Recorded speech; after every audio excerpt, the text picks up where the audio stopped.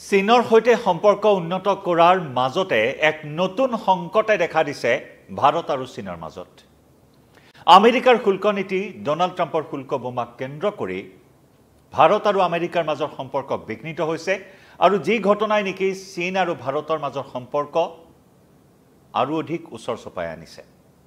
বিশেষকৈ যোৱা 1 ছেপ্টেম্বৰত সাংহাই শীৰ্ষ সন্মিলন যি শীৰ্ষ সন্মিলনত ভাৰতৰ প্ৰধানমন্ত্ৰী নৰেন্দ্ৰ মোদী অংশগ্ৰহণ কৰি যোৱা 5 বছৰ ধৰি চীনৰ সৈতে ভাৰতৰ যি বাণিজ্যৰ দুৱাৰ বন্ধ আছিল সেই দুৱাৰখন ভাৰতে চীনৰ বাবে সম্পূৰ্ণকৈ মুকলি কৰি দিছিল, খুলি দিছিল।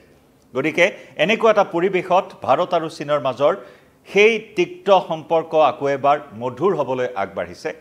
আকৌ এটা সম্পৰ্ক ঠন ধৰি উঠাৰ বাবে এটা পৰিৱেশ ৰচনা হৈছে, কিন্তু তেনে সময়তে আন এক নতুন সংকটে দেখা দিছে আৰু এই সংকট এবাৰ আহিছে ফিলিপাইনছক লৈ।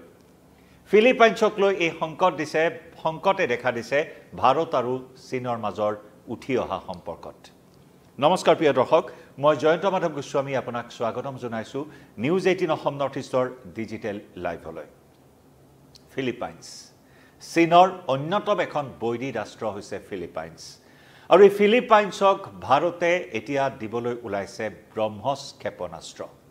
ব্ৰহ্মছ ক্ষেপণাস্ত্ৰৰ চমৎকাৰিতা ইতিমধ্যে সমগ্ৰ বিশ্বই অৱগত হৈছে। সমগ্ৰ বিশ্বই দেখিছে ইয়াৰ চমক, ইয়াৰ শক্তি।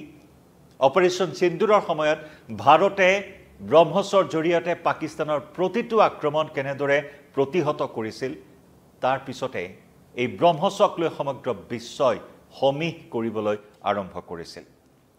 ব্ৰহ্মছৰ ক্ষমতাক সমীহ কৰিবলৈ আৰম্ভ কৰিছিল সমগ্ৰ বিশ্বই আৰু সেই ব্ৰহ্মছ ক্ষেপণাস্ত্ৰ যাক ছুপাৰছনিক ক্ৰুজ মিছাইল ৰূপে জনা যায়, সেই ছুপাৰছনিক ক্ৰুজ মিছাইল ব্ৰহ্মছ ক্ষেপণাস্ত্ৰ এতিয়া ফিলিপিনছক দিবলৈ ওলাইছে ভাৰতে। কাৰণ ভাৰত আৰু ফিলিপিনছৰ মাজৰ এক চুক্তি হৈছিল 2022 চনত $375 নিযুত এই চুক্তি ইতিমধ্যে কাৰ্যকৰী কৰাৰ দিশত আগবাঢ়িছে দুয়োখন দেশ।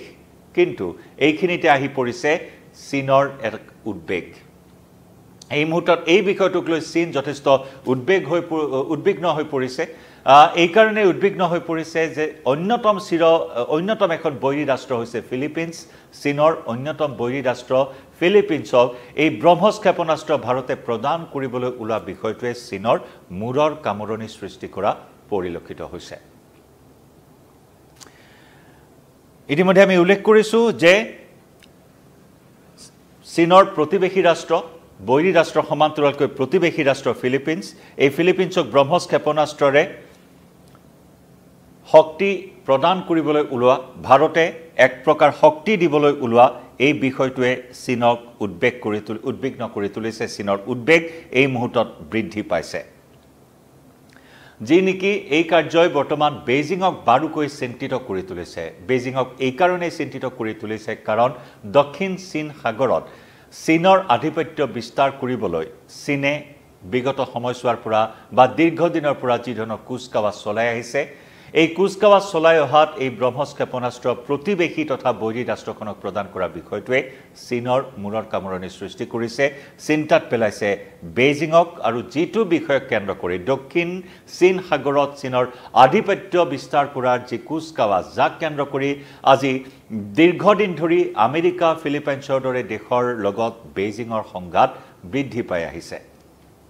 গতিকে এতিয়া দক্ষিণ চীন সাগৰত চীনৰ সেই আধিপত্য বিস্তাৰ কৰাৰ ক্ষেত্ৰত ভাৰতে যদি চীনৰ প্ৰতিবেশী ৰাষ্ট্ৰখনক ব্ৰহ্মছ ক্ষেপণাস্ত্ৰ প্ৰদান কৰে, ইয়ে নেকি চীনৰ সেই আগ্ৰাসন, চীনৰ সেই আধিপত্যত প্ৰভাৱ পেলাব পাৰে নেকি, তাক লৈ বৰ্তমান বেইজিং চিন্তিত হৈ পৰিছে। আৰু যাক লৈ এই সম্পৰ্ক, যিটো এটা সম্পৰ্ক গঢ় লৈ উঠিবলৈ আৰম্ভ কৰিছে, এই সম্পৰ্ক প্ৰভাৱিত হ'ব পাৰে বুলিও ইতিমধ্যে বিশেষজ্ঞসকলে এই বিষয়টোক লৈ বিভিন্ন ধৰণৰ মতামত আগবঢ়াইছে, বিভিন্ন ধৰণৰ চৰ্চা বৰ্তমান চলি আছে।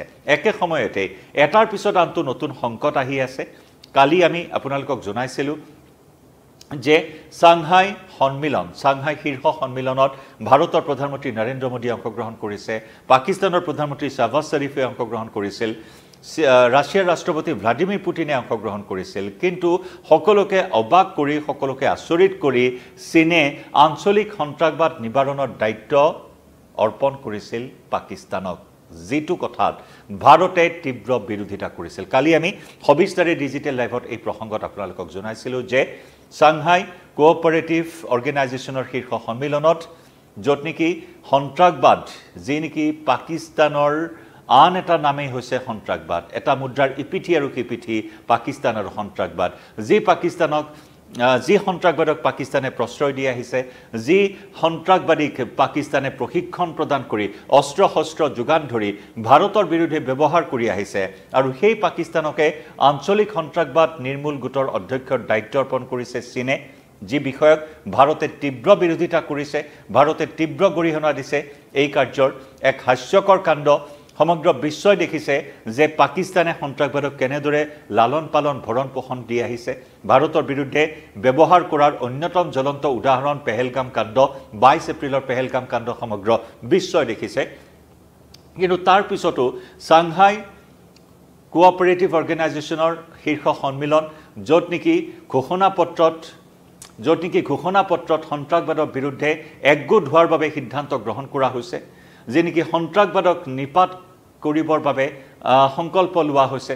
ভাৰতে এটা কূটনৈতিক জয় সাব্যস্ত কৰিছে সাংহাই সন্মিলনত সন্ত্ৰাসবাদৰ বিৰুদ্ধে, কিন্তু তাৰ পিছতো চীনে পাকিস্তানক আঞ্চলিক সন্ত্ৰাসবাদ নিবাৰণ গোটৰ অধ্যক্ষৰ দায়িত্ব অৰ্পণ কৰা বিষয়টোক ভাৰতে সহজভাৱে ল'ব পৰা নাই, যিয়ে নেকি ভাৰত আৰু চীনৰ মাজৰ গঢ় লৈ উঠিব বিচৰা, পুনৰ ঠন ধৰি উঠিব বিচৰা সম্পৰ্কত প্ৰভাৱিত কৰিব পাৰে বুলি ইতিমধ্যে চৰ্চা চলি আছে।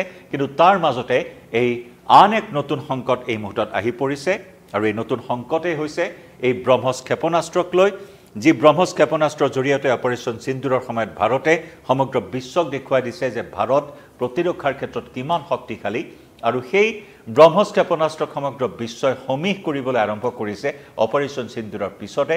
আৰু সেই ব্ৰহ্মছ ক্ষেপণাস্ত্ৰ, যাক ছুপাৰছনিক ক্ৰুজ মিছাইল ৰূপে জনা যায়, এতিয়া চীনৰ অন্যতম বৈৰী ৰাষ্ট্ৰ, চীনৰ প্ৰতিবেশী ৰাষ্ট্ৰ ফিলিপিনছক যোগান ধৰিব। ফিলিপিনছৰ সৈতে ভাৰতৰ 2022 চনতে চুক্তি হৈছিল। 375 নিযুত ডলাৰৰ চুক্তি কাৰ্যকৰী কৰাৰ দিশত আগবাঢ়িছে, যিয়ে নেকি এক নতুন সংকট হিচাপে থিয় দিছে ভাৰত আৰু চীনৰ মাজৰ আগবাঢ়ি অহা সম্পৰ্কত। গতিকে এই সম্পৰ্ক আকৌ বিধি পথালি দিব নেকি অনাগত সময়ত, সেই বিষয়সমূহ স্পষ্ট হৈ পৰিব। কিভাৱে প্ৰিয় দৰ্শক এই বিষয়টোত জনাব পাৰে আপোনাৰ মতামত। এই মুহূৰ্তত ডিজিটেল লাইভৰ পৰা বিদায় ল'ম। নমস্কাৰ।